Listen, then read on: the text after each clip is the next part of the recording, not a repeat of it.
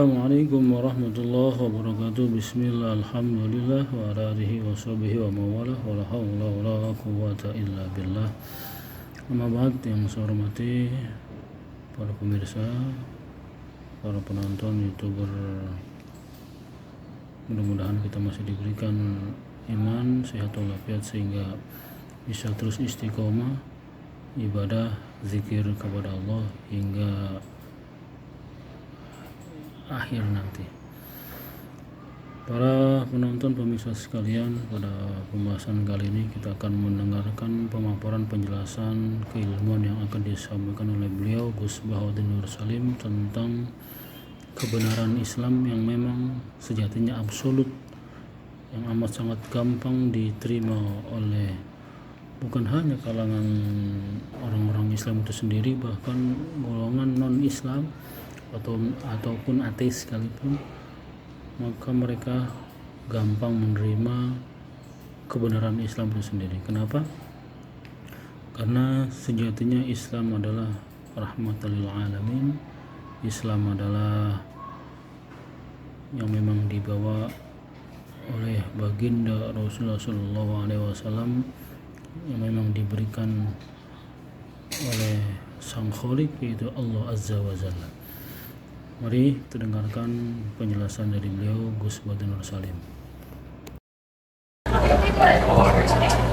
Assalamualaikum warahmatullahi wabarakatuh.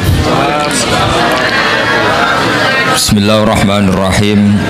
Tabarakalladzi nazzala al-furqana ala 'abdihi liyakuna lil 'alamin nadhira. Allahumma shalli wa sallim ala nabiyyina wa rasulina Muhammad wa ala alihi wa sahbihi ajmain, amma ba'du.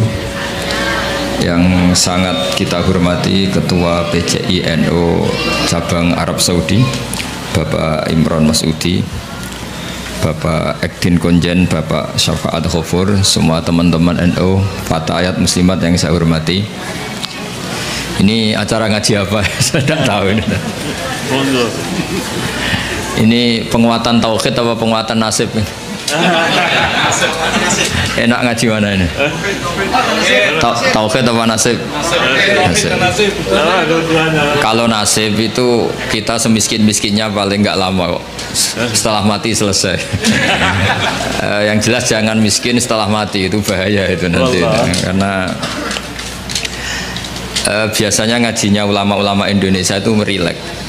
Kenapa rileks? Karena hampir semua ulama, baik ulama ahli sunnah maupun yang lain, berpendapat al-uqulu muttarratun ila qabulil haq. Yang namanya akal itu terpaksa menerima kebenaran.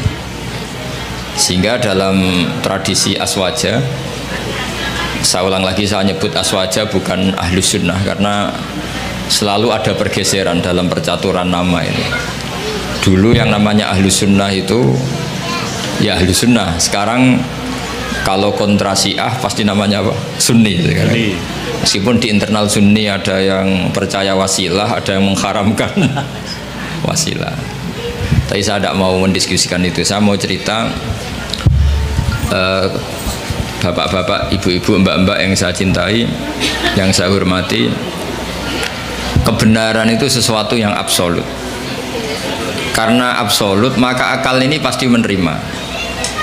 Saya beri contoh yang ringan-ringan saja. Misalnya kita akan bilang bahwa baju saya ini putih, peci saya ini hitam. Karena itu satu keniscayaan, maka kita tidak perlu memaksa orang untuk mengatakan peci ini hitam, baju ini putih.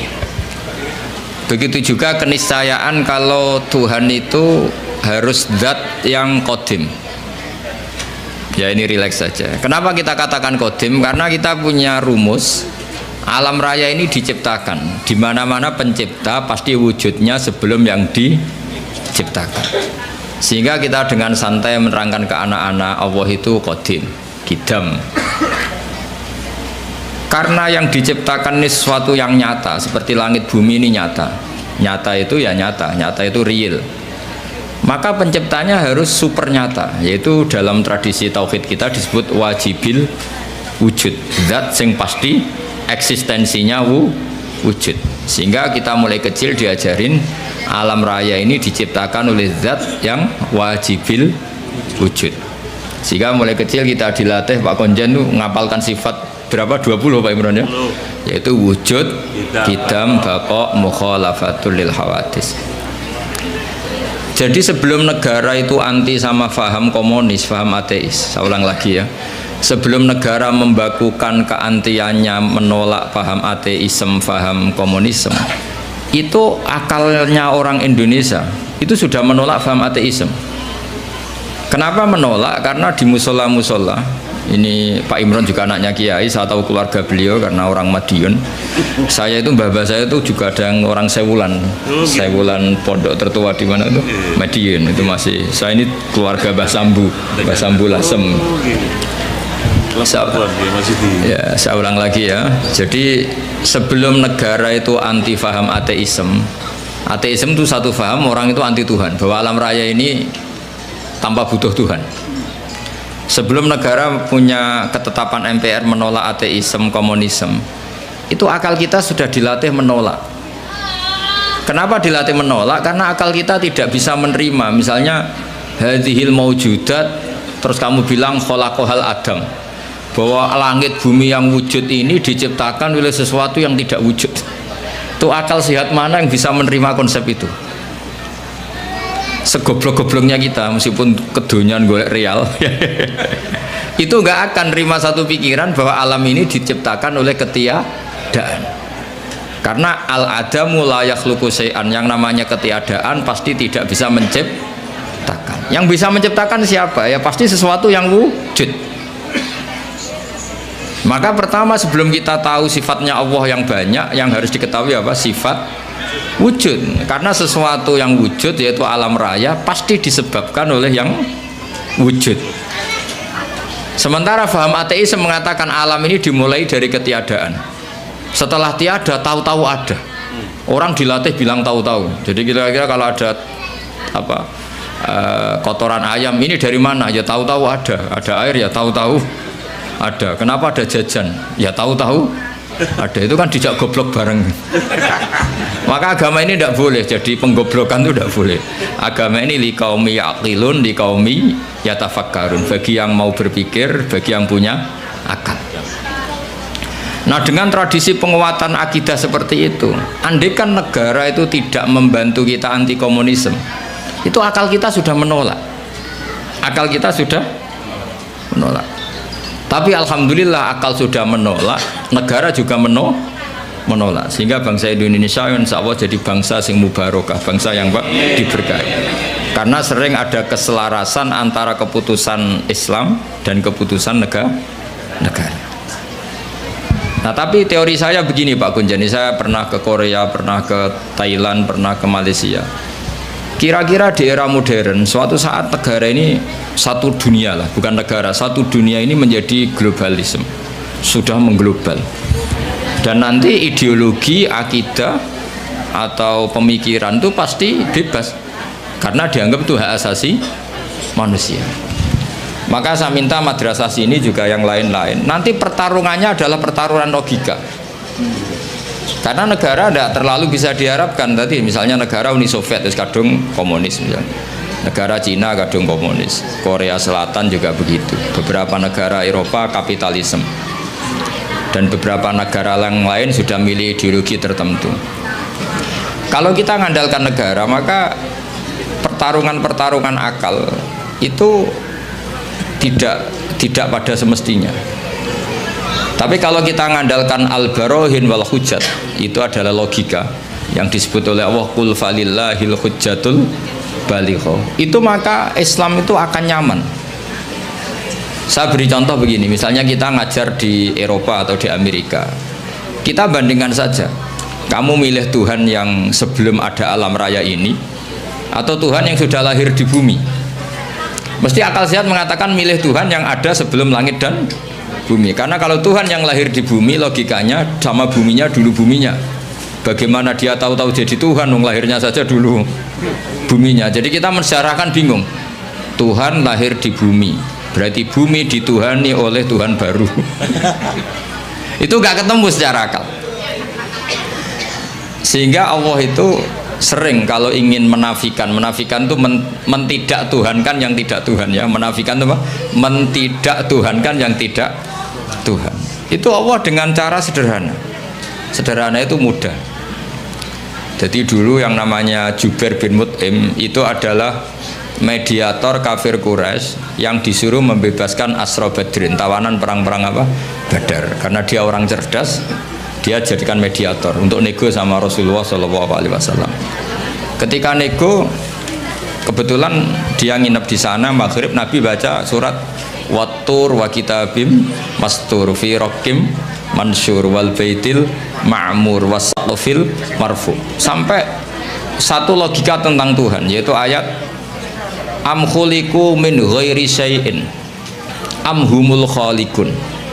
Masa alam raya ini diciptakan tanpa sebab? Syai' itu huwa al mawjud. Jadi wa indana syai'u huwal mawjudu. Masa alam raya ini yang mewujud, yang punya eksistensi, yang wujudnya nyata, kemudian diciptakan oleh sesuatu yang tidak wujud. Akhirnya Jubair bin Mut'im itu mikir, amhumul khaliqun, atau memang kalau kamu nggak percaya Allah itu nggak ada, apa jangan-jangan mereka kalian semua ini yang menciptakan langit bumi? Makanya dipertanyakan Allah, am khalaqus samawati wal ard. Sampai ada sekian pertanyaan, termasuk Kul ara'aytum ma tad'una min dunillah aruni madza khalaqu minal ardi am lahum syirkun fis samawat. Orang-orang yang kamu tuhankan, Lata, Uzza, Hubal, apa ikut berkontribusi saat langit bumi diciptakan? Sehingga pertanyaan-pertanyaan Allah itu menohok. Akhirnya kata Jubair bin Mut'im, Mataraka Muhammadun li aqdina syai'an. Muhammad tidak meninggalkan akal kita sama sekali. Maksudnya logika tentang Tuhan Lata Uzza itu nggak masuk sama sekali. Karena tadi misalnya, makanya dalam Quran ini yang perlu dikuatkan adalah akidah. Karena saya bayangkan setelah nanti dunia ini global, yang bisa mengawal Islam itu hanya al-barohin wal hujjah, yaitu logika.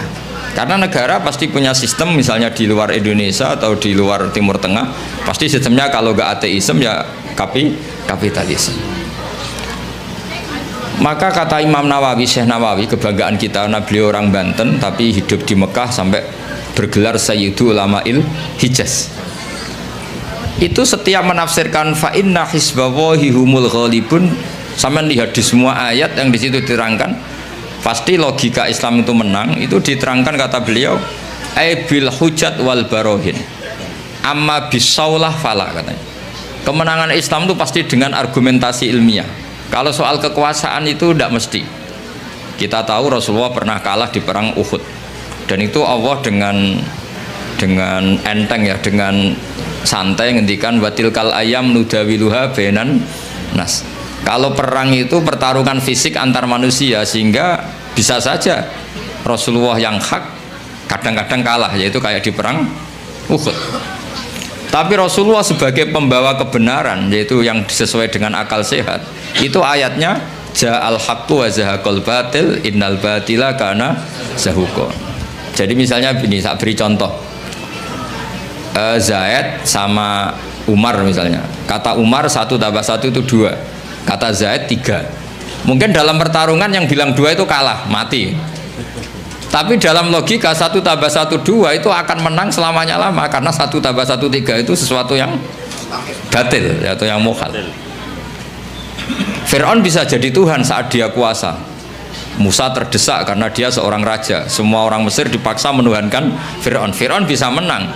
Buktinya beberapa orang yang tidak mengakui Fir'aun Tuhan mati terbunuh. Berarti Fir'aun menang sebagai raja dia, tapi tidak akan menang sebagai logika. Karena logika manapun menolak ketuhanan Fir'aun. Makanya ketika Rasulullah diberi kekalahan dalam perang fisik, istilahnya Allah watilkal ayyam nudawiluha bainan nas. Ini pertarungan antar manusia, bukan antar hak dan batil. Kalau antar hak dan batil pasti ja'al haqqu wa zahaqal batil. Kalau barang hak itu ada, pasti yang batil ini hilang. Fa innal batila ma la wujudalah. Yang namanya batil sesuatu yang nggak punya eksistensi.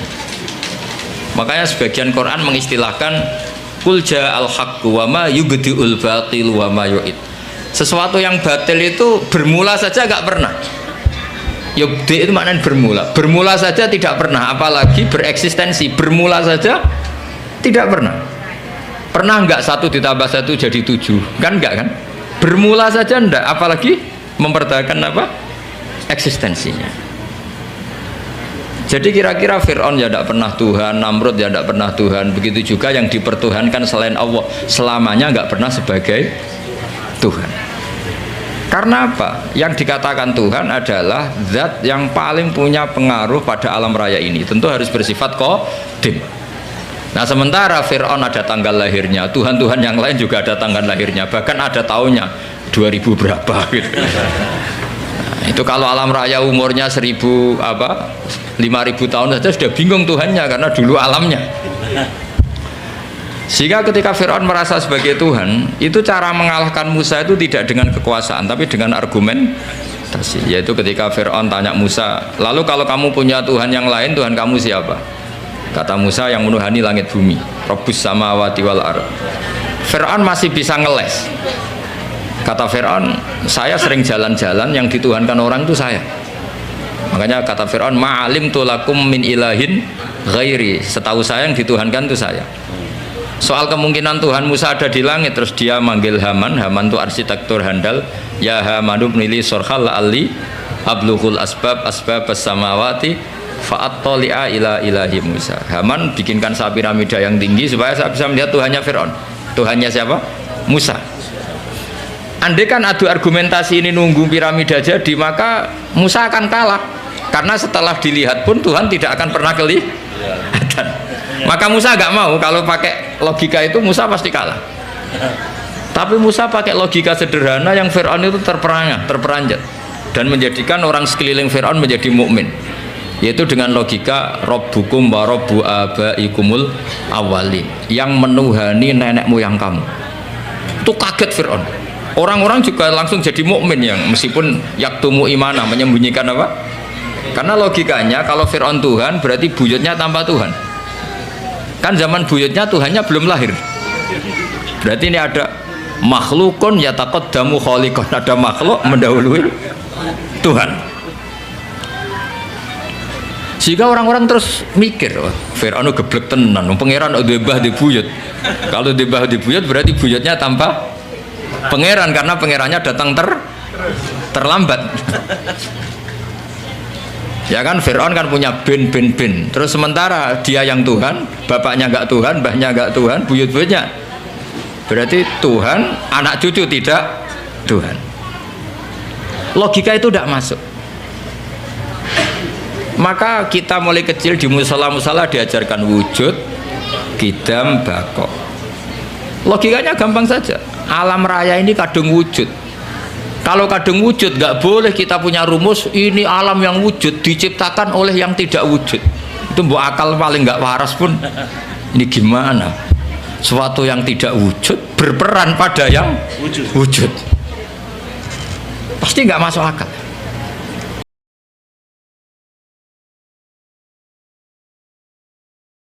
Syukur alhamdulillah kita telah bersama-sama mendengarkan paparan keilmuan, pemahaman dan juga mindset dari beliau Gus Bahaudin Nur Salim tentang berbagai macam keilmuan yang amat sangat luar biasa, yang mudah-mudahan apa-apa yang beliau sampaikan, apa-apa yang memang beliau telah berikan fatwanya, pengalamannya, mudah-mudahan kita semua mendapat barokah fid dunya waddini wal akhirah.